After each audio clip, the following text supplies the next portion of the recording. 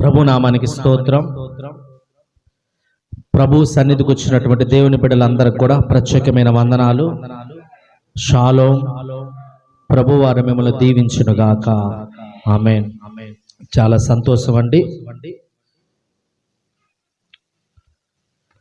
మనం మందిరానికి వస్తున్నాం, కానీ మనము దేవునికి నచ్చేవారిగా మనం ఉండాలండి. ఎలా ఉండాలండి? దేవునికి నచ్చేవారిగా ఉండాలి. ఎందుకంటే ఆయనకి నచ్చేవారిగా ఉంటే ఆయన కృప మన ఎడల విస్తారంగా ఉంటుందండి. మొదటి పేతురు రాసిన పత్రిక 1వ అధ్యాయము 14వ వచనం. మొదటి పేతురు రాసిన పత్రిక 1వ అధ్యాయము 14వ వచనం.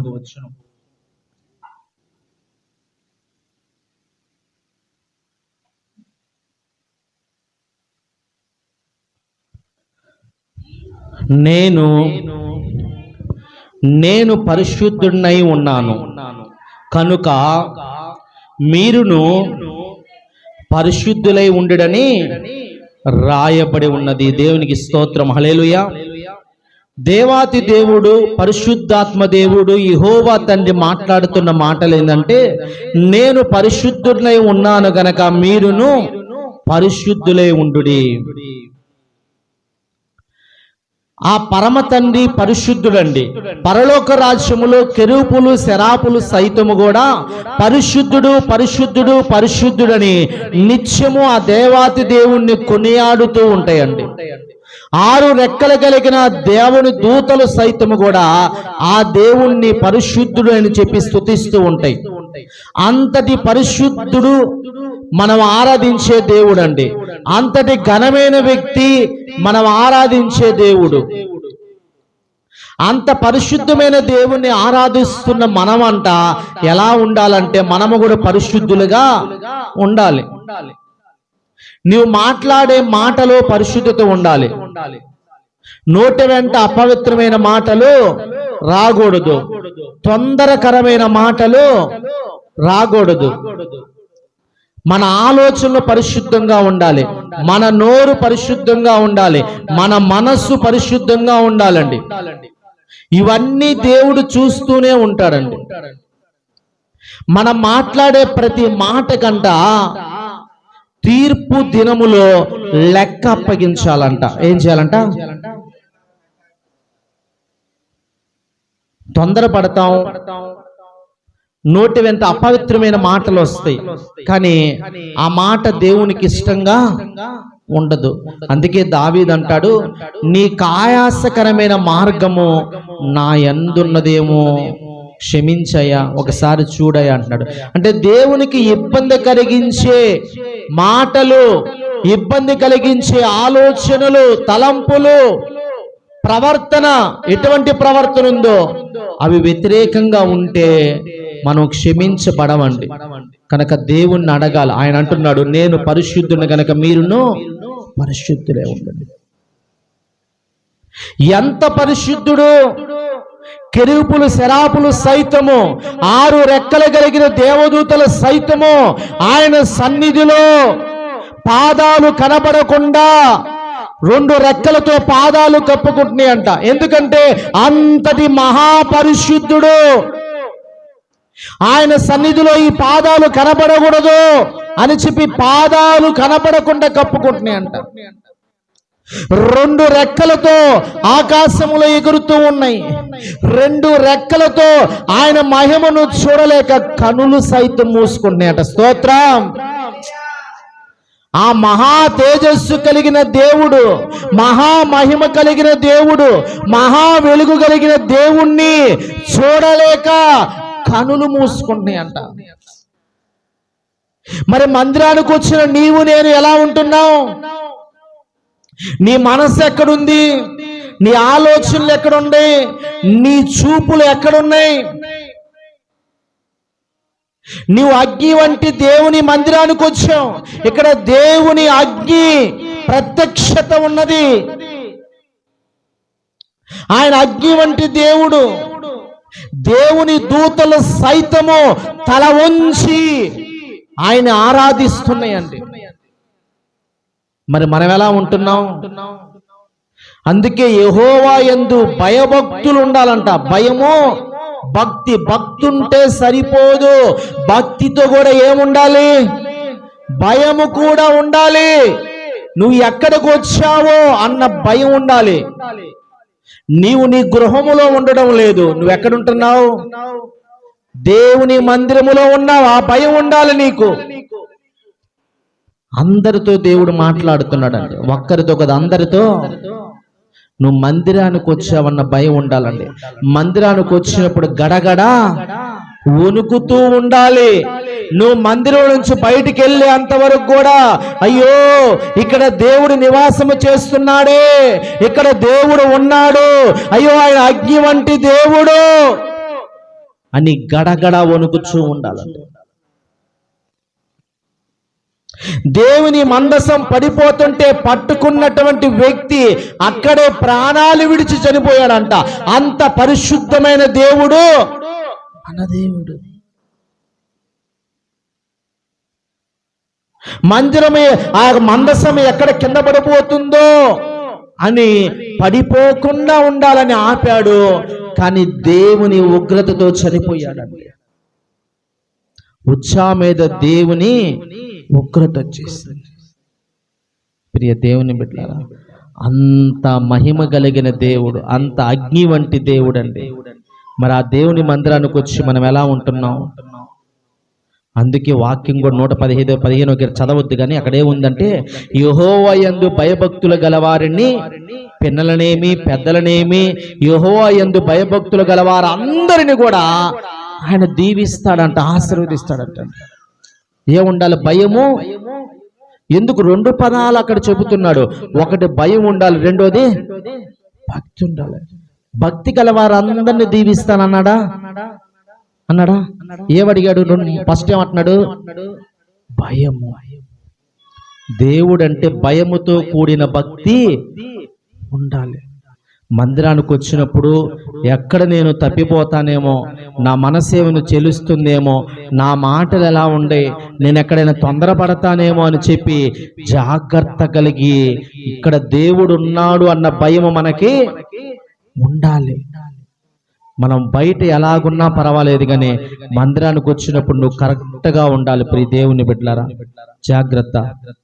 అందుకే అన్నాడు, నేను ఎవరంట? ఆయన పరిశుద్ధుడు. దేవుడు అన్న, నేను పరిశుద్ధుడిని గనక మీరును పరిశుద్ధులై ఉండుడి అంటున్నాడండి. మరి ఎక్కడుంది? మాటల్లో పరిశుద్ధత ఉందా? ఆలోచనలో పరిశుద్ధత ఉందా? ఎలా ఉంటున్నావు? నువ్వు వెళుతున్న మార్గాలు పరిశుద్ధమైన మార్గాల్లో వెళుతున్నావా? నీ పాదాలు ఎక్కడికి నడిపించబడుతున్నాయి? నీ కనులు చూడకూడని వాటిని చూస్తున్నాయా? ఎక్కడ పరిశుద్ధత ఉంది? ఇక్కడ కింద వచనంలో అక్కడే రాయబడి ఉంది, 16వ వచనంలో, కాగా మీరు విధేయులకు పిల్లలై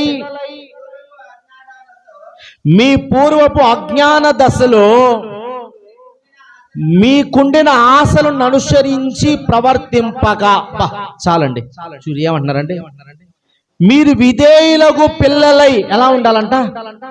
విధేయులైన పిల్లల్లాగా ఉండాలంట. విధేయత అంటే దేవునికి లోబడడం అండి. ఏంది పార్వతి? లోబడడం. దేవునికి లోబడితే మనం తొందరపడము. దేవునికి లోబడితే మనల్ని మనమంట కంట్రోల్గా ఉంటామంట. స్తోత్రం, హల్లెలూయా. స్కూల్కి వెళితే చిన్నపిల్లలు ఎలా ఉంటారు? ఎందుకు? మాస్టర్ చేతిలో ఏముంటుంది? బెత్తే ఉంటుంది, కర్ర ఉంటుందండి. మరి చర్చికి వచ్చేవారు మరి అంత కంట్రోల్గా ఎందుకు ఉండటం లేదు? అంటే ఇక్కడ మన దేవుడు దయగలిగిన దేవుడే, కనికర కలిగిన దేవుడే. వారైతే కనబడుతున్న బెత్తానికి భయపడతాడు. మన దేవుడు అగ్ని వంటి దేవుడు. జాగ్రత్త. బెత్తెముతో కొడితే కొంతసేపే ఆ నొప్పి ఉంటుంది. ప్రభు కొడితే నువ్వు భరించలేని బాధ నీకు కలుగుతుంది. భయపడదాం దేవునికి. భయము భక్తి కలిగి ఉందామండి. అక్కడ అన్నాడు విధేయులకు పిల్లలుగా ఉండాలంట. ఎలా ఉండాలంటే విధేయులైన, అంటే దేవునికి విధేయత కలిగి ఉండాలి, లోబడాలి. భయముతో కూడిన విధేయత కలిగి ఉండాలి. విధేయులైన పిల్లలు, లోబడిన పిల్లలు ఎలా ఉంటారో అలాగా ఉండాలంట. అక్కడ మాట్లాడుతూ ఏమన్నంటే, మీ పూర్వపు అజ్ఞాన దశలో మీకుండిన ఆశలను అనుసరించి ప్రవర్తింపగా. ఇంతకు మునుపంట యేసుక్రీస్తు అని నమ్మక మునుపు నీ నోరు ఎక్కువగా ఉండొచ్చు, నువ్వు బూతులు మాట్లాడొచ్చు, కోపం ఉండొచ్చు, అసూయ ఉండొచ్చు, ఈర్ష ఉండొచ్చు, నిన్ను మించిన వాళ్ళే లేదు అన్న మనసు నీలో ఉండొచ్చండి. కానీ నువ్వు దేవుని నమ్ముకున్న తర్వాత అంట పూర్వపు అజ్ఞాన దశలో ఉన్నటువంటి ఆలోచనలో నడక నీలో ఉండకూడదు. అంటే అప్పుడు నమ్మకం మునుపు నువ్వు వేరే విధంగా ఉన్నావు, నమ్ముకున్న తర్వాత అంట ఆ కోరికలు, ఆశలు నీలో ఉండకూడదు. అంత మునుపు లోకములో ఉన్నటువంటి శరీరాశ, నేత్రాశ, జీవపు డమము, శరీర కోరికలు అన్ని నీలో ఉన్నాయి. కానీ యేసుని నమ్ముకున్న తర్వాత ఆశలన్నిటిని విడిచిపెట్టి ప్రభువుకు నచ్చే విధంగా నీవు జీవించాలి. విధేయులైన పిల్లల్లాగా ఉండాలి. అజ్ఞాన దశలో ఉన్న ఆశలను అనుసరించి ప్రవర్తించకూడదంట. ఇంతకు మునుపున్నటువంటి వాటి వైపు మరలా నీవు వెళ్ళకూడదు, వాటి వైపు చూడకూడదు. ఇంతకు మునుపున్నటువంటి కోపము, ఇంతకు ముందు మునుపున్నటువంటి తొందరపాటు, ఇంతకు మునుపున్నటువంటి అసూయ, ఈర్ష్యలు ఇవేవి నీలో కనపడకూడదు. ఏం కనపడాలి నీలో? యేసుక్రీస్తు వారు మాత్రమే కనపడాలి. ఆమేన్, హల్లెలూయా. ఎంత ఉందండి అబ్బా!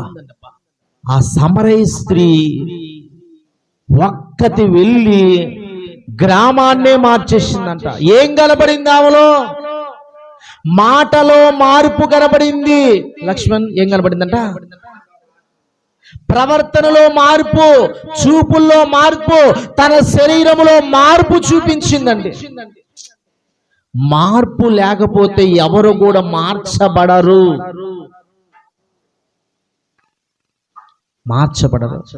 ఇది మందిరము కదా అని మనము కొంతసేపు మౌనంగా ఉంటే మందిరము దాటి వెళ్ళే లోపల నీకు దేవుడు సమాధానం ఇస్తాడు. ఆమేన్, హల్లెలూయా.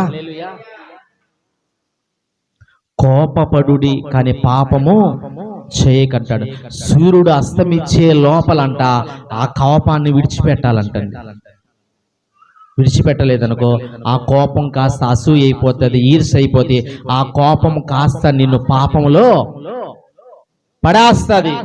కనుక మనలో కోపం అనేది ఉండకూడదు. ఇక్కడ మిమ్మును పిలిచిన వాడు పరిశుద్ధుడై ఉన్న ప్రకారము మీరును సమస్త ప్రవర్తన యందు పరిశుద్ధులై ఉండుడి. స్తోత్రం, హల్లెలూయా. మనల్ని పిలిచిన దేవుడంట, నిన్ను ఏర్పరుచుకున్న దేవుడు, నిన్ను పిలుచుకున్న దేవుడు, నిన్ను మందిరానికి నడిపించుకున్న దేవుడంట. ఆయన పరిశుద్ధుడై ఉన్న ప్రకారం మీరంట సమస్త ప్రవర్తన యందు. ఒకటే అంటున్నారండి, అన్ని విషయాల్లోనంట సమస్త ప్రవర్తన యందు ఎలా ఉండాలంటండి? పరిశుద్ధులే ఉండాలి. అన్ని విషయాల్లో పరిశుద్ధత కావాలి. ప్రియ దేవుని బిడ్డలారా, మాట్లాడే మాట, చూపులు, హృదయము అన్ని కూడా పరిశుద్ధంగా ఉండాలండి. పరిశుద్ధత లేకపోతే ఎవడు కూడా దేవుణ్ణి చూడలేడు. పరిశుద్ధత కావాలి ప్రియ దేవుని బిడ్డలారా. పరిశుద్ధంగా జీవిస్తే ఆ దేవుణ్ణి కూడా మనం చూడగలుగుతామండి. కనుక పరిశుద్ధమైన మనస్సు మనం కలిగి ఉన్నాం. తర్వాత చదవండి 17వ వచనం. పక్షపాతము లేకుండా క్రియలను బట్టి ప్రతి వానిని తీర్పు తీర్చువాడు తండ్రి అని మీరు ఆయన ప్రార్థన చేయుచున్నారు గనక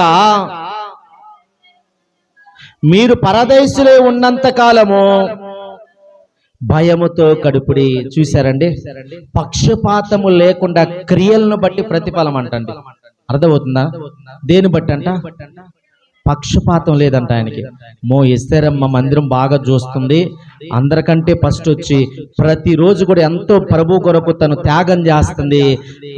కనుక ఏమో తప్పు చేసినా గానీ ఇంక తీర్పు ఉండదులే అని దేవుడు అంటాడండి. ఆయన పక్షపాతం లేనివాడు, క్రియలను బట్టే తీర్పండి. నువ్వు ఎలా ఉన్నావో నీ ప్రవర్తన బట్టి తీర్పు తీర్చే దేవుడు అంట. పక్షపాతం లేకుండా తీర్పు తీర్చే దేవుడని నువ్వు ప్రార్థన చేస్తున్నావు గనక మీరు పరదైసులే ఉన్నంత కాలం అంట, అంటే ఈ లోకములో ఉన్నంత కాలం అంట, పరలోక రాజ్యానికి చేరే అంత కాలం అంట, మీరు భయముతో గడుపుడి. ఉందా మాట? ఎలా ఉండాలంటండి? భయముతో గడపాలి, ఉండాలంట. భయముతో ఎప్పటి వరకు అంట? ఈ లోకాన్ని విడిచిపెట్టే అంతవరకు, రాకడలో ప్రభువుతో కూడా ఎత్తబడే అంతవరకు, నీవు పరలోక రాజ్యము చేరే అంతవరకు అంట భయముతో ఈ లోకములో నువ్వు నడవాలంట. ప్రియ దేవుని బిడ్డలారా, మరుందా మనకు భయభక్తులు ఉన్నాయా? ఒక్కసారి మనము పరీక్షించుకోవాల్సిన అవసరం ఎంతో ఉంది ప్రియ దేవుని బిడ్డలారా.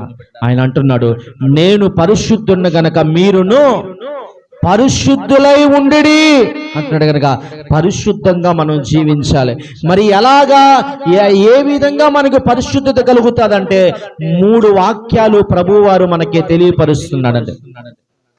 మొదటి, పరిశుద్ధాత్మ ద్వారా అంట మనం పరిశుద్ధపరచబడతామంట. మొదటి 2వ దశలోనికి రాసిన పత్రిక 2వ దశలోనికి రాసిన పత్రిక 2వ అధ్యాయము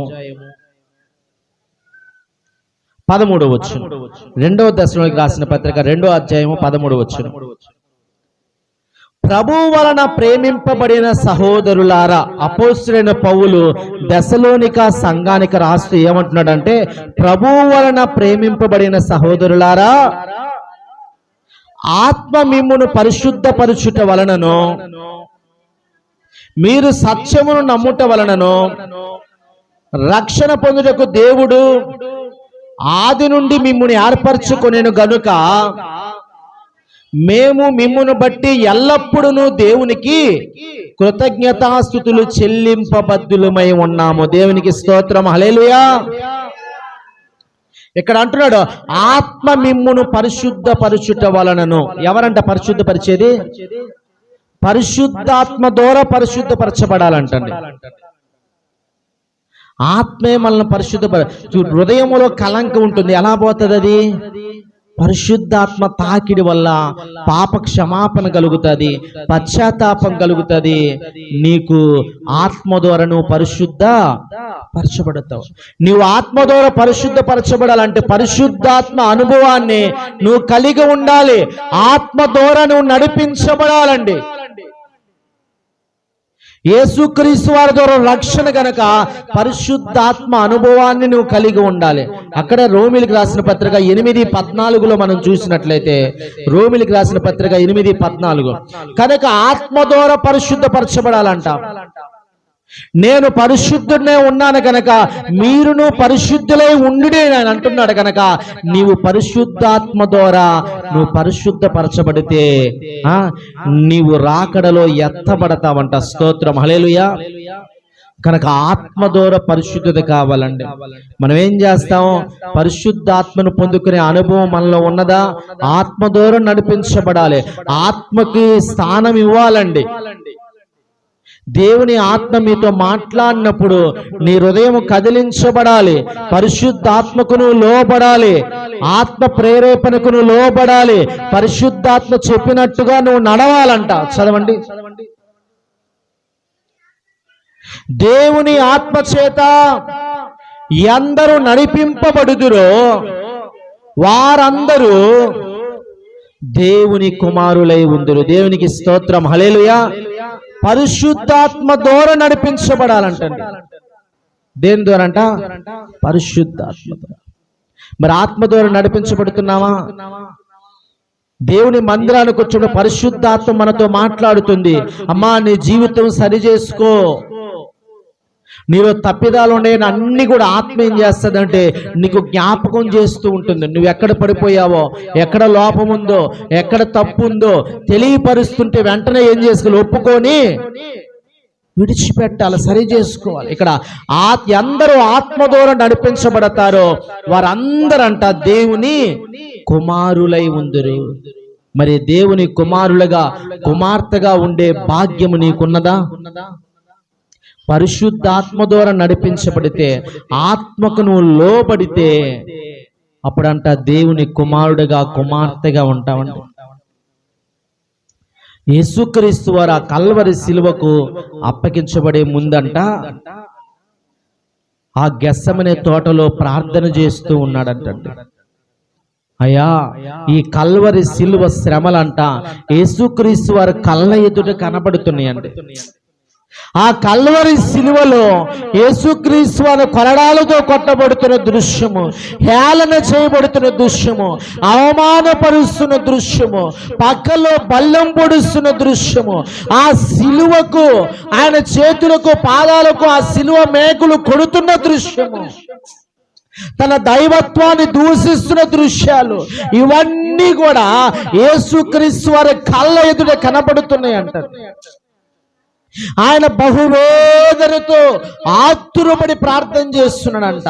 ఎంతో వేదనతో ప్రార్థన చేస్తుంటేనంట చెమట రక్త బిందువుల వలె కారిందంటండి. చూసారా, శరీరంలో రక్తమే బయటికి కారిపోతుందంట. అబ్బా, ఎంత వేదన, ఎంత వేదన. దేవుని దూతలు వచ్చి ఆయన ధైర్యపరిచారంట. వెంటనే ఆత్మకు, దేవుని ఆత్మకు, తండ్రి ఆత్మకు ఆయన లోబడి తన్ను తాను సరి చేసుకొని ఆ శిలువకు తన్ను తాను అప్పగించుకున్నాడంట. శ్రమలో ఉన్న దేవునికి అతను లోబడ్డాడు. మరి దేవుని ఆత్మ చెబుతున్నాము, కొన్ని సందర్భాల్లో మనం లోబడవండి, సరి చేసుకో. దేవుడు మాట్లాడినప్పుడు మనం లోబడాలి. పరిశుద్ధాత్మ నీతో మాట్లాడినప్పుడు లోబడాలి. ఆత్మ ప్రేరేపణ నీకు కలిగినప్పుడు నువ్వు లోబడాల్సిందే. అంతే. ఎందరైతే దేవుని ఆత్మ చేత నడిపించబడతారో వారందరూ దేవుని కుమారులు అనబడతారన్న. శరీరానుసారులు శరీర విషయముల మీద మనస్సునుంతురు, ఆత్మానుసారులు ఆత్మ విషయముల మీద మనస్సు ఉంచుతారు. శరీరానుసారమైన మరణము, శరీరానుసారమైనది ఆలోచనలంట మరణానికి దారితీస్తుందంట. ఆత్మానుసారమైనది జీవానికి దారితీస్తుందంట. శరీరానుసారమైన మనస్సు మరణానికి దారితీస్తుంది, ఆత్మానుసారమైన మనస్సు అంట జీవానికి నడిపిస్తుందంట. మరి ఏ మనస్సుతో ఉన్నావు? శరీరానుసారమైన మనసు ఏం చేస్తుంది తెలుసా? అసూయను కలగజేస్తుంది, ఈర్ష్యను కలగజేస్తుంది, కోపాన్ని కలగజేస్తుంది, కొట్లాటలను కలగజేస్తుంది అండి శరీరానుసారమైన మనస్సు. ఆత్మానుసారమైన మనసు వేస్తుందంటే ఏం చేస్తుందంటే దేవుని చిత్తం ఏమై ఉన్నదో అని గ్రహించుకోవడానికి అది అర్థం చేసుకునే మనస్సు అంట ఆత్మానుసారమైన మనస్సు. దేవునికి స్తోత్రం, హల్లెలూయా. కనుక దేవుని ఆత్మకు లోబడాలి. పరిశుద్ధాత్మ ద్వారా నువ్వు పరిశుద్ధపరచబడాలి. ఆత్మ అనుభవాన్ని కలిగి ఉండాలి. ఆత్మ చేత నువ్వు నింపబడాలి. ప్రియ దేవుని బిడ్డలారా, నింపబడినప్పుడు ప్రభువే మనకు సహాయం చేస్తాడు. ఆమేన్, హల్లెలూయా. రెండోదంట వాక్యము ద్వారా పరిశుద్ధపరచబడాలి. ఎఫెసీయులకు రాసిన పత్రిక 5వ అధ్యాయము 27వ వచనం. ఎఫెసీయులకు రాసిన పత్రిక 5వ అధ్యాయం 27వ వచనం చివరి మాటలండి. వాక్యముతో ఉదక స్నానము చేత దానిని పవిత్రపరచి పరిశుద్ధపరచుటకై దాని కొరకు తన్ను తాను అప్పగించుకొనెను. దేవునికి స్తోత్రం, హల్లెలూయా. యేసుక్రీస్తు వారి ప్రాణం పెట్టడానికి కారణం ఏంటంటే మనల్ని పరిశుద్ధపరచడానికంట. ఆమేన్, హల్లెలూయా. దేవుని వాక్యము ద్వారా ఉదక స్నానము చేపించాలంట. ఇక్కడ ఎంత క్లారిటీ! వాక్యముతో ఉదక స్నానము చేత పవిత్రపరచడానికి. సంఘము కొరకంట యేసుక్రీస్తు వారు తన ప్రాణాన్ని కల్వరి శిలువలో పెట్టాడంటండి. వాక్యముతో ఉదక స్నానం అంటే తల నుంచి కింద వరకు కూడా స్నానం చేపించడం అంటే నీ హృదయం మొత్తం వాక్యముతో నింపబడాలి. నీ శరీరం మొత్తము కూడా వాక్యానుసారముగా నడవాలి. నీలో దేవుని వాక్యమే ఉండాలి, కానీ లోకములో ఉండే ఆలోచనలు ఏది కూడా నీలో ఉండనే ఉండకూడదు. దేవుని వాక్యము చేత అంట మనం పరిశుద్ధపరచబడాలి. దేవుని వాక్యము నిన్ను సరిచేస్తుంది. దేవుని వాక్యము నీతో మాట్లాడుతుంది. దేవుని వాక్యము నువ్వు సరి చేసుకోవడానికి అవకాశం ఇస్తుంది. నువ్వు వాక్యానికి లోబడితే నువ్వు సరిచేయబడతావండి. దేవుని బిడ్డ కనుక వాక్యానికి మనము లోబడాలి. కొంతమంది ఒక సందర్భంలో ఒక సహోదరు వచ్చి వాక్యం చేత కదిలించబడి తన పాపము తెలిసినప్పుడు అంట ఆమె నా దగ్గరకు వచ్చి చెప్పింది, అయ్యా పాస్టర్ గారు, నేను ఈ పాపంలో ఉన్నానయ్యా, ఈ పాపంలో ఉంటే దేవునికి ఇష్టరాలను కాదు కదా, నన్ను నేను సరి చేసుకోవాలనుకుంటున్నాను, నాకు దేవుడు సహాయం చేయనట్లుగా ప్రార్థన చేయమని పర్సనల్గా వచ్చి నన్ను కలిసింది. ఆమెను హల్లెలూయా ప్రార్థన చేశాము. తన జీవితాన్ని తను సరి చేసుకుంది. ప్రియ దేవుని బిడ్డలారా, కనుక దేవుని వాక్యము సరి చేసుకునే అవకాశం ఇస్తుందండి. కనుక వాక్యం ద్వారా దేవుడు మాట్లాడినప్పుడు ఏం చేయాలంటే మనమంతా సరి చేసుకోవాలి. మొదటి దశలోనికి రాసిన పత్రిక 4:7 ఉంది, పరిశుద్ధులగుటకే దేవుడు మనలను పిలిచెను గాని అపవిత్రులుగా ఉండుటకు పిలవలేదు. దేనికి పిలిచాడంట? పరిశుద్ధులుగా ఉండడానికంటండి. అక్కడే 4:3 ఉంది, మీరు పరిశుద్ధులగుటయే అనగా మీరు జారత్వమునకు దూరముగా ఉండుటయే దేవుని చిత్తము. దేనికి పిలిచాడంట? ఉగ్రత కొరకు దేవుడు నిన్ను పిలవలేదండి. నిన్ను శిక్షించడానికి దేవుడు మందిరానికి తీసుకురాలా, నిన్ను ఆశీర్వదించడానికి, నిన్ను పరిశుద్ధపరచడానికి, దేవుని ఎదుట నిందారహితులుగా నిన్ను నిలవబెట్టడానికి యేసుక్రీస్తు వారు నిన్ను మందిరానికి పిలుచుకున్నాడు. స్తోత్రం, హల్లెలూయా. కనుక వాక్యము చేత ఉదక స్నానము చేయబడాలంట. నువ్వు వాక్యము చేత కదిలించబడాలి. వాక్యము చేత నీ జీవితము సరిచేయబడాలండి. కనుక దేవుడు మాట్లాడినప్పుడు పాపాన్ని విడిచిపెట్టాలి. దేవుడు మాట్లాడినప్పుడు నీ ప్రవర్తన సరి చేసుకోవాలి.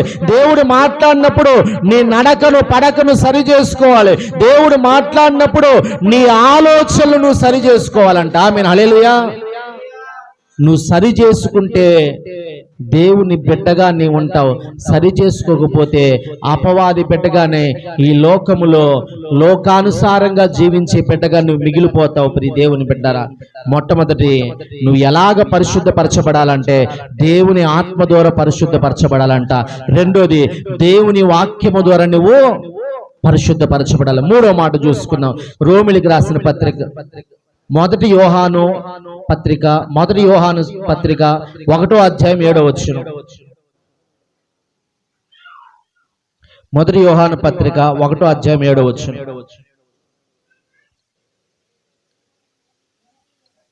1:7.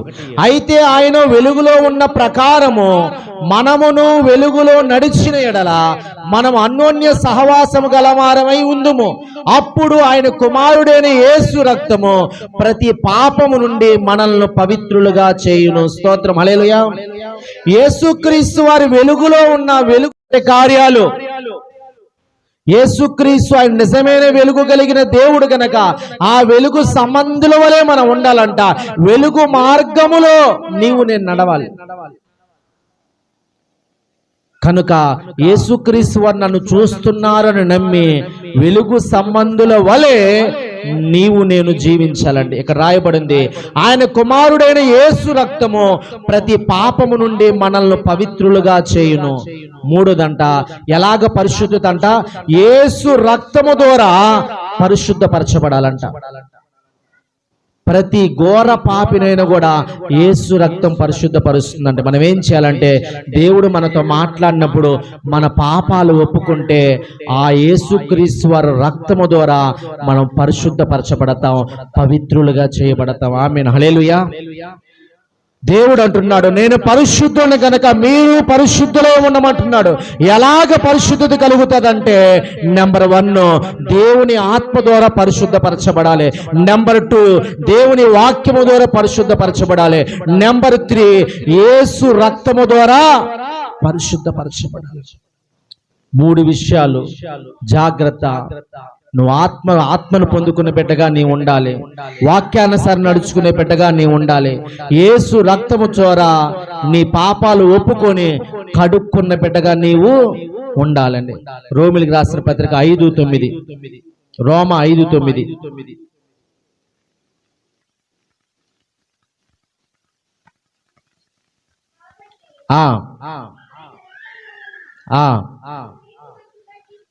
ఆయన రక్తము వలన ఇప్పుడు నీతిమంతులుగా తీర్చబడి మరింత నిశ్చయముగా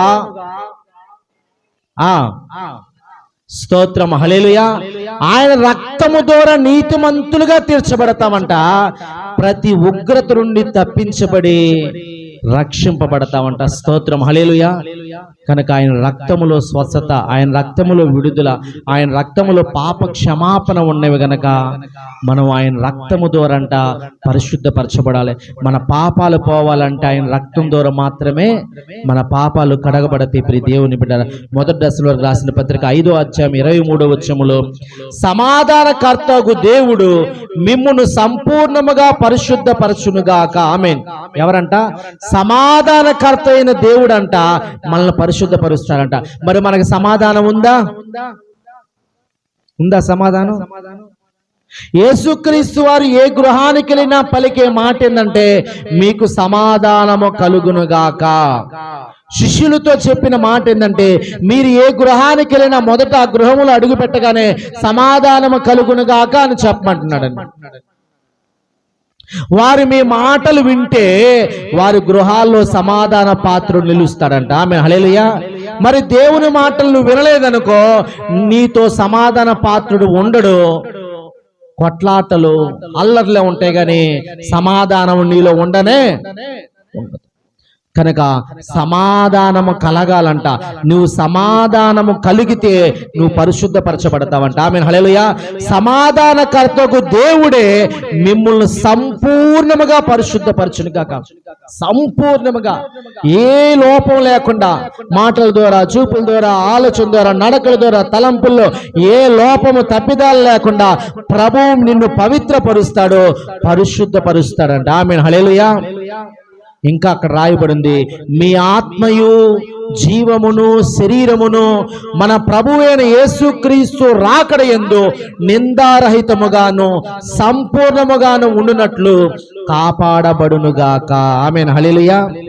మన ఆత్మ, మన జీవము, మనస్సు, అదేవిధంగా శరీరము కూడా అంట నిందారహితులుగా ఉండాలంట. అర్థమవుతుందండి? నిందారహితంగా ఉండాలంట.